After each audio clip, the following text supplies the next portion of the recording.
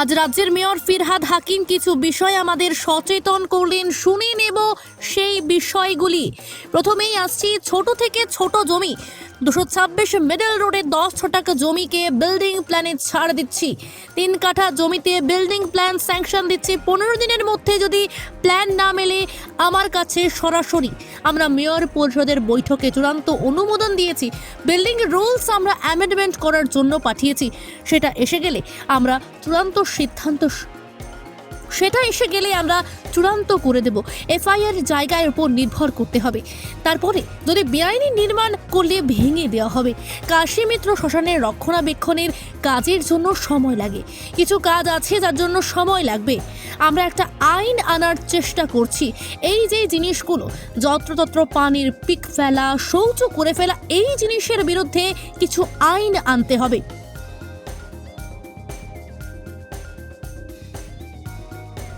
Mayor Firhad Hakim আরও কিছু বলেছেন যে মিউনিসিপ্যাল কমিশনারের নেতৃত্বে তদন্ত করতে বলা হয়েছে।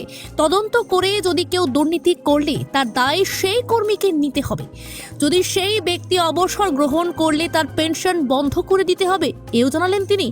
কলকাতা পুরসভার বেশ কেউ একটি আইনি জটিলতায় ফেঁসে যাচ্ছে। সামাজিক ন্যায় দেওয়ার আমাদেরই কর্তব্য। যদি মনে হয় যে এই মামলাটা অন্যায়, তাকে সেটা দেখে মামলা তৃণমূলের সঙ্গে বিরোধিতা করার ধর্ম হতে পারে। তাহলে রাজ্যের বিরোধিতা করছেন। মুখ্যমন্ত্রী যে ক্ষতিপূরণ দিয়েছে সেটা একটা রেকর্ড। কল্যাণীর বাজি কারখানা নিয়ে পুলিশের ভূমিকা নিয়ে তিনি বলেন, এটা আমার জানা না, এটা লাইসেন্স আছে কিনা, যদি না থাকে তাহলে অন্যায় হয়েছে। অনেক সবুজ বাজি আমরা দেখছি। শেখ মুজিবুর রহমানের বাড়ি ভাঙা নিয়ে তিনি বাঙালি হিসেবে আমাদের সবাই ব্যথিত। আজকে ইউনূস সরকারের পদক্ষেপ গ্রহণ করা উচিত। আমি শিল্পী, আমার বাঁচার অধিকার নেই। আমি হিন্দু, আমার অধিকার নেই। যেমন যোগী রাজ্য হচ্ছে, কুম্ভে গিয়ে লোক মারা যাচ্ছে, আর তার আজ এসে রাজ্যে পড়ছে। কেসে হারা মানে আমাদের একটা থাপ্পড় খেয়ে যাচ্ছি, কেস হারাচ্ছি। কেউ নেগেটিভ কথা বলছে না। আমাদের দল ডিসিপ্লিন দল। নির্বাচন এলে 207টি আসন নিয়ে ক্ষমতায় আসবে। এছাড়াও প্রধানমন্ত্রীর জন্য উনি উদ্দেশ্য করে বলেন, অত্যন্ত নিন্দনীয়, ভারতবর্ষের প্রধানমন্ত্রী তিনি, কোনো জাতি নয়, কোনো ধর্মের নয়, তিনি ভারতবর্ষের প্রধানমন্ত্রী। মেয়র ফিরহাদ হাকিম এও বলছেন যে ভারতবর্ষের প্রধানমন্ত্রী তিনি আজকাল হিন্দু মুসলমান করছেন, যেটা আমি ধর্মে নিয়ে বলার জন্য আপনারা আমার বিরুদ্ধে বলেছিলেন বলেই লিঙ্ক কেটে যাবে। 1 লক্ষ টাকা কত মানুষ পায়? দরকার ছিল মানুষের কর্মসংস্থান বাড়ানো, কিন্তু আপনি কর্পোরেটকে বাড়িয়ে দিয়েছেন, যার ফলে টাকার মুদ্রাস্ফীতি আরও তলানিতে ঠেকেছে। এই বলেন মেয়র ফিরহাদ হাকিম।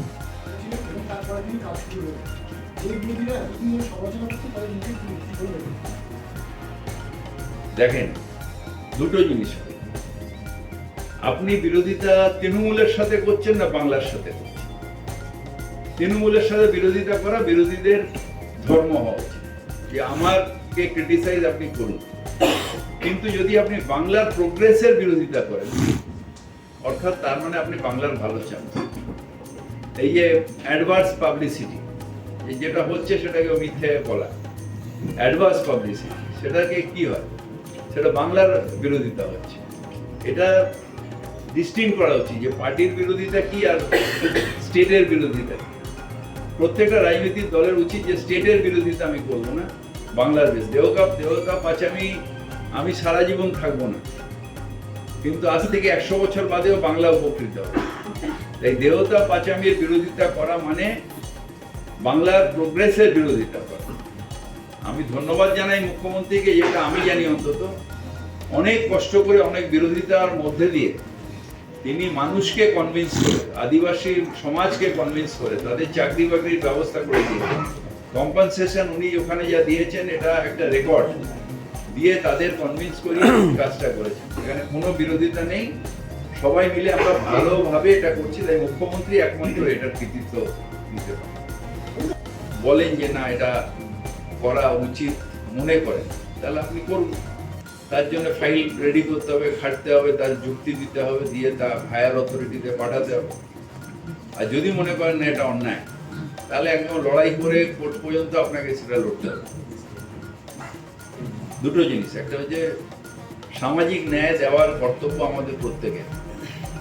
সেই সামাজিক ন্যায় যখন আমরা দিতে পারি না, তখন লোকে কোর্টে যায়। সুতরাং সামাজিক ন্যায় দিতে গেলেও আমাদের অনেক অফিসার আছেন যে জানেনি, তাদের জানা হবে, তার জানা উচিত যে ফাইলটা কিভাবে করবে, যাতে পরবর্তীকালে আমার উপরে ঘাড়ে না আসে। ধরুন আপনারা জমি একটা মিউটেশন করতে হবে, না হওয়া যায় এই ঝামেলা আছে, আবার কে ঘাড়ে পড়বে না, আপনি পুরোটা দেখে নিন, পুরোটা চেন ডিড দেখে নিন, দেখে নিয়ে যদি আপনার মনে সন্দেহ থাকে তাহলে আপনি ওপরওয়ালাকে পাঠানো না, এই চেন ডিড দিয়ে গেছি আমার এইটা মনে হচ্ছে, তবে চেক করে দেখে নিন, 3 বার চেক করুন, তারপর তো একটা পাবেন। যদি না পারেন এখান থেকে প্রত্যেকটা কেস যে আমরা হারি তার মানে কোর্টের কাছে আমরা একটা থাপ্পড় খেয়ে সেই কেসটা করি। সামাজিক ন্যায় না পেলে মানুষ কোর্টে যাচ্ছে, কোর্টে যাবে কেন? আমরা তো ট্যাক্সটা নিচ্ছি পরিষেবা দেওয়ার জন্য, উকিলের ফিস দেওয়ার জন্য তো নয়। তাহলে উকিলের ফিস দিচ্ছি কেন? আমাদের কিছু কিছু নিজস্ব অপদার্থতা, সেটাও আমাদের ঠিক করতে হবে।